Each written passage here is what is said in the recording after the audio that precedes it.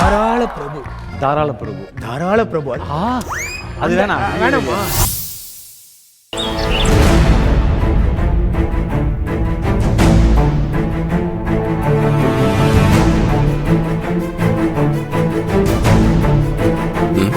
அப்பா வாங்கப்பா.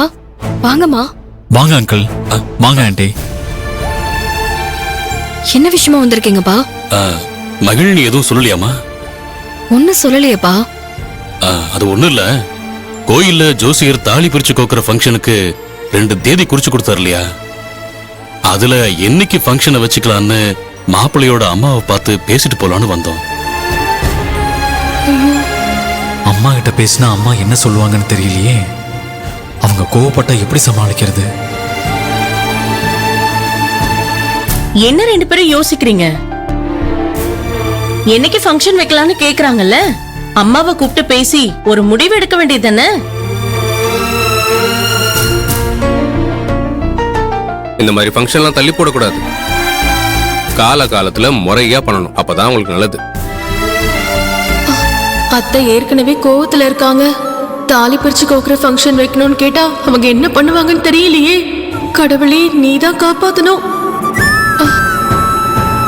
சீதா, நீ என்ன யோசிக்கிற? நீ தானே இந்த வீட்டுக்கு மூத்த மருமக. போய் உன் மாமியாரை கூட்டிட்டு வா. மதியோட அம்மா அப்பா வெயிட் பண்ணிட்டு இருக்காங்கன்னு சொல்லு.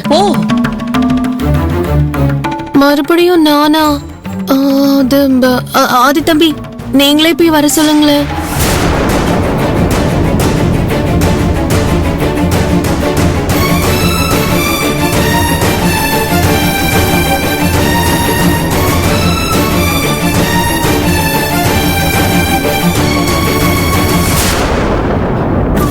சீதா, எதுக்கு இவங்க வந்திருக்காங்க? அது வந்து தாலி ஃபங்க்ஷன். சம்பந்தியம்மா, என் பொண்ணுக்கு தாலி பிரிச்சு கோக்குற ஃபங்க்ஷன் நடத்தணும். ஃபங்க்ஷனை வழக்கமா மாப்பிள்ளை வீட்டுல தான் பண்ணணும். அதான் உங்ககிட்ட பேசலான்னு வந்திருக்கோம். ஆமாங்க, இந்த வாரத்துல 2 நாள் ஃபங்க்ஷன் நடத்த உகந்த நாள்னு ஜோசியர் சொல்லிருக்காரு. அதுல எந்த தேதியில ஃபங்க்ஷனை வச்சுக்கலாம்னு சொன்னீங்கன்னா ஃபங்க்ஷனை நடத்திடலாம். நிறுத்துங்க. யார்கிட்ட வந்து என்ன பேசிட்டு இருக்கீங்க? நான் இந்த கல்யாணமே செல்லாதுன்னு சொல்லிட்டு இருக்கேன். தாலி பிரிச்சு கோக்க போறோம்னு பேசிட்டு இருக்கீங்க என்னமோ. என்ன பத்தி என்ன நினைச்சிட்டு இருக்கீங்க 2 பேரும்? உங்க இஷ்டத்துக்கு கல்யாணத்தை நடத்தினதும் இல்லாம தாலி பிரிக்கிற ஃபங்க்ஷனை வேற என் வீட்டுல வச்சு நடத்தணுமா? அம்மா, கொஞ்சம் பொறுமையா கேளுங்கம்மா. இத பாருங்க, உங்க பொண்ணுக்கு நடந்தது திருட்டு கல்யாணம். அதை என்னால ஏத்துக்க முடியாது. மரியாதையா உங்க பொண்ண இப்பவே இங்க இருந்து கூட்டிட்டு போயிடுங்க.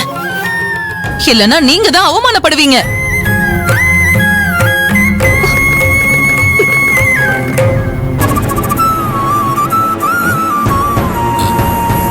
என்ன மாப்பிள்ளை இப்படி பேசுறாங்க? கொஞ்சம் எடுத்து சொல்லுங்க.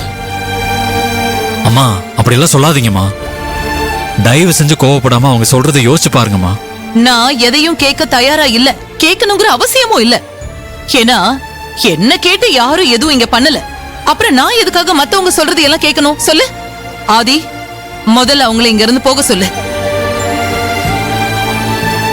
என்னம்மா இப்படி கொஞ்சம் கூட இறக்கமே இல்லாம பேசுறீங்க?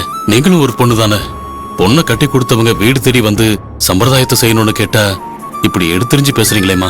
சம்பிரதாயம்? நீங்க சம்பிரதாயப்படி இந்த கல்யாணத்தை நடத்தி இருந்தா நாங்களும் சம்பிரதாயப்படி செஞ்சிருப்போம். ஆனா நீங்க தான் என் பையனை பிளாக்மெயில் பண்ணி அவனை உங்க பொண்ணுக்கு கல்யாணம் பண்ணி வச்சிருக்கீங்களே. என்ன பொறுத்த வரைக்கும் இது ஒரு தப்பான கல்யாணம். இதுக்கு என்ன சடங்கு சம்பிரதாயம் எல்லாம் வேண்டி இருக்கு? நடக்க வேண்டிய சடங்கு ஒன்னே ஒண்ணுதான். அத மட்டும் நீங்க செய்யுங்க போதும். என்னன்னு சொல்லுங்கம்மா, செஞ்சிடலாம். என் பையன் கட்டின அந்த தாலிய கழட்டி எங்க கிட்ட கொடுத்துட்டு உங்க பொண்ணை கூட்டிட்டு வெளியில போங்க.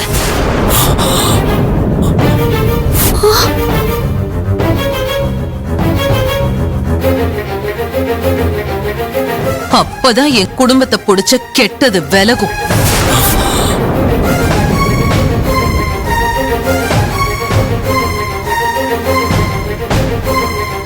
நீங்க பாருங்கம்மா, பெரிய மனுஷியா இருந்துகிட்டு இப்படி ஒரு வார்த்தையை சொல்லாதீங்கம்மா.